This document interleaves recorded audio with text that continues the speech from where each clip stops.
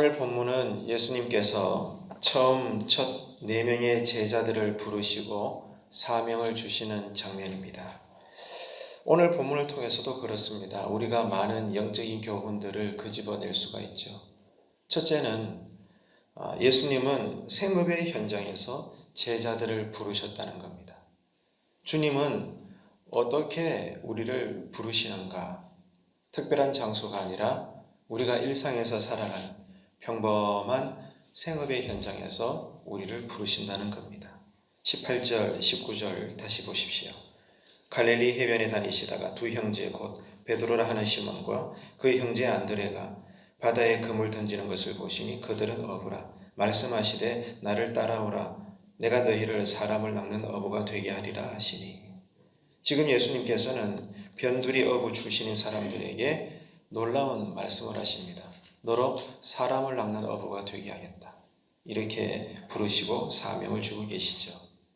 생각을 해보면 그렇습니다. 흔히 사람들은 어떻습니까? 무언가 제대로 준비가 되면 그때 가서야 내가 참여하겠다. 열심을 내보겠다. 그렇게 이야기를 하죠. 근데 이것은 교회에서도 마찬가지입니다. 연말이 되어서 새해를 준비할 시점에 되어 교회에서 새로운 일꾼들을 세우고 또 여러 가지 부탁을 하기 위해서 전화를 드려보고 또 교회 일꾼들을 만나서 대화를 해봅니다. 집사님, 권사님, 아무개님, 내년에는 이 일을 좀 맡아주셨으면 좋겠다. 부탁을 드려보면 대다수 사람들의 반응은 어떻습니까? 아유, 목사님 죄송해요. 일이 바빴어요. 여유가 없었어요. 지금은 좀 곤란해요.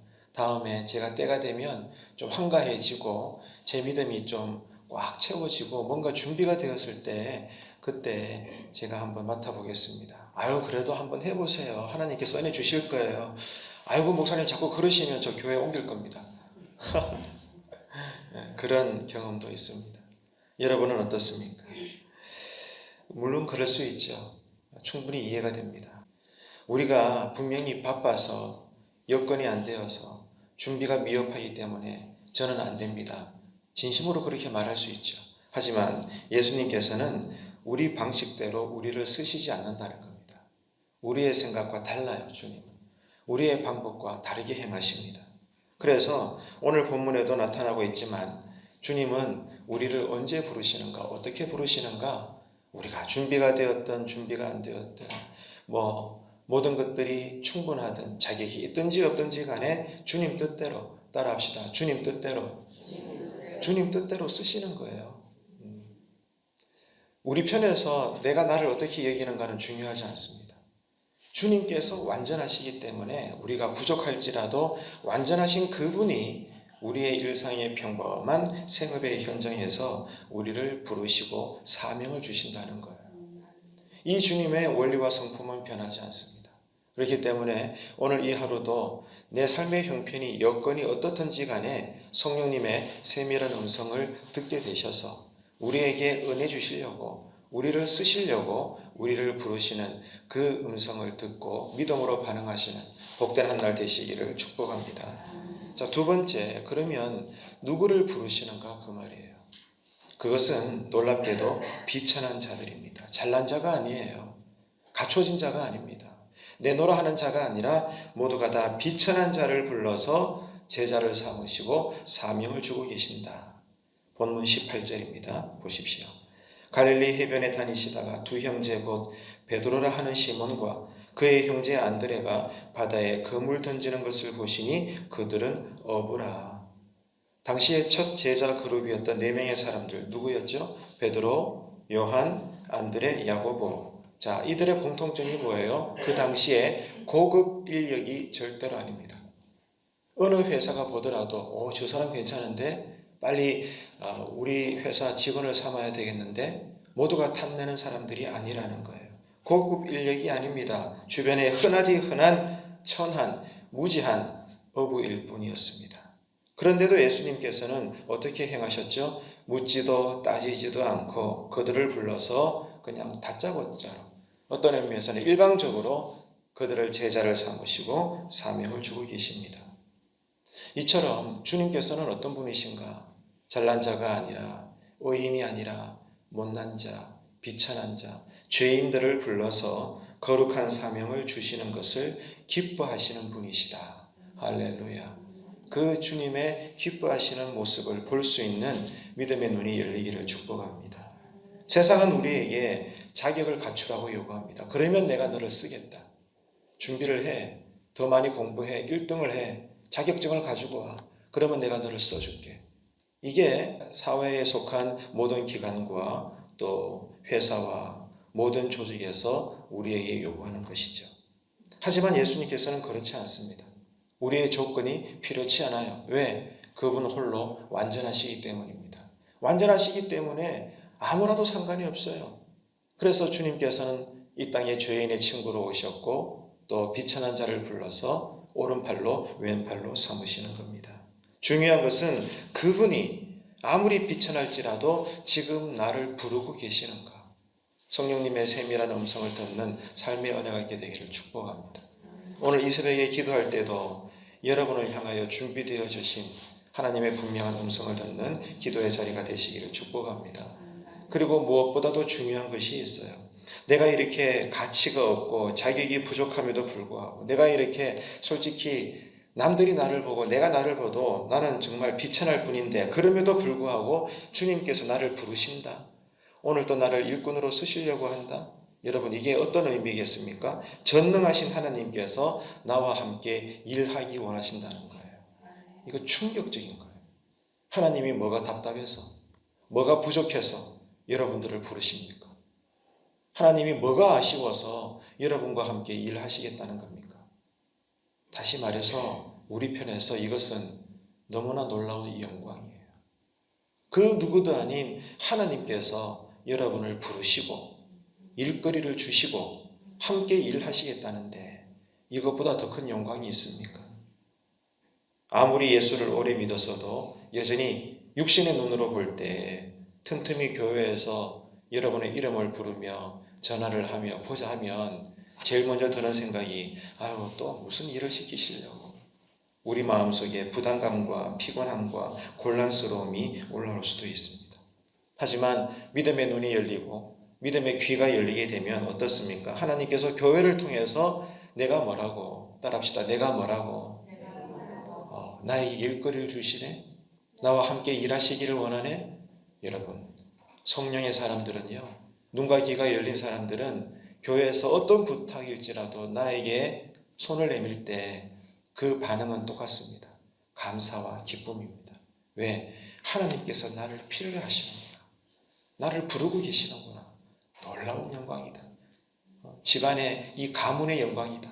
그런 마음을 가지고 비록 나는 부족하고 능력이 많이 뛰어나지 못하고 그래도 하나님께서 나를 부르신다는 것은 하나님께서 교회를 통해 나에게 사역을 주신다는 것은 내가 실수를 할지라도 어쨌든 하나님께서 책임져 주시고 잘되게 하여 주실 줄로 믿고 여러분 그 부르심에 응답하시기를 축복합니다.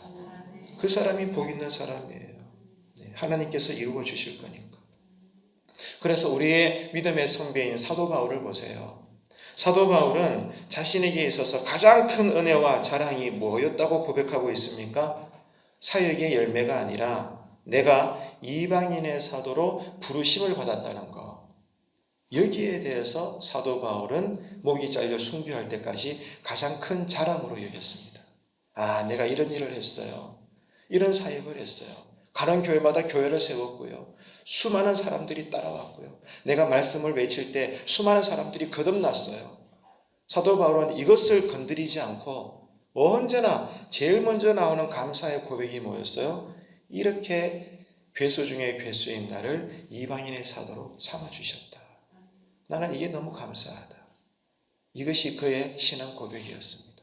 여러분, 우리도 그와 같게 되기를 축복합니다. 그래서 교회에서 일을 맡기고 싶어 할 때 언제든지 간에 바로 순종할 수 있는 믿음의 사람들 되시기를 축복합니다. 그 이후의 모든 일들은 주님께서 감당해 주시고 해결해 주실 줄로 믿으시기를 바랍니다. 자, 그럼 세 번째로 하나님은 언제나 우리의 삶의 현장에서 우리를 부르시고 또 비천한 자들을 들어 쓰시는 것은 알겠는데 마지막 세 번째로 그러면 우리가 어떻게 반응해야 되는가 그 말입니다. 그것은 바로 지체함이 없이 순종해야 된다는 거예요. 성경이 말씀하시는 순종, 그 순종의 특징은 머뭇거리지 않습니다. 바로 예, 알겠습니다. 한번 따라합시다. 예, 알겠습니다. 지체하지 않고 바로 성령님의 세밀한 음성이 들리거나 내 마음속에 부담감을 주실 때 내 스스로 느끼는 자격 조건이나 어떤 여건 따지지 마시고 마음속에 이 거룩한 부담감에 사명감을 느끼게 되면 또 따라합시다. 예, 주님 알겠습니다. 아멘이십니까? 예, 지체함이 없이 여러분 바로 순종할 수 있는 지혜로운 복이 있게 되기를 축복합니다. 본문 20절을 보십시오.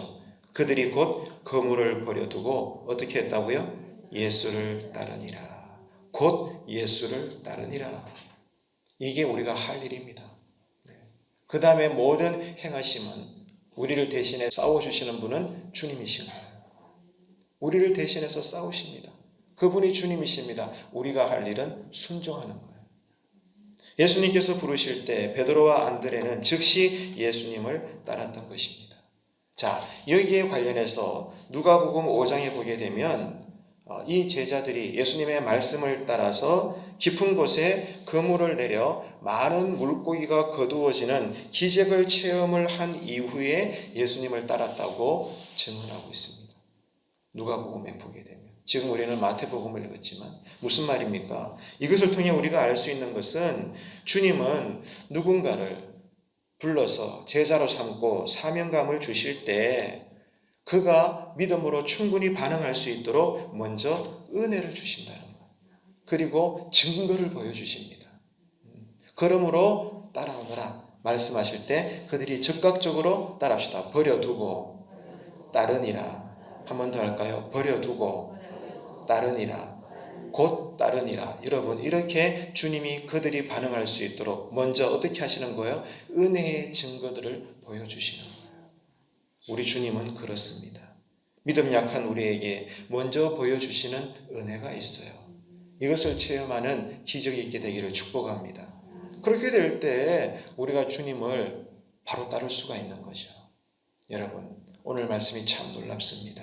지체하지 않고 바로 순종할 수 있는 이 하루에 일상의 복이 있으셔서 주님의 부르심에 응답하여 오늘 또 제자다운 삶을 살고 그러므로 주님께서 함께 하시고 대신 싸워주시며 먼저 걸어가시고 모든 것들을 열어주시고 보여주심에 주 안에서 나는 순종한 것밖에 없는데 주님 때문에 하나님 나라의 많은 열매를 맺어가시는 이 하루가 되셔서 하나님께 큰 영광을 올려드리는 기쁨의 자녀요 제자들 되시기를 주님의 이름으로 축복합니다. 기도하시겠습니다.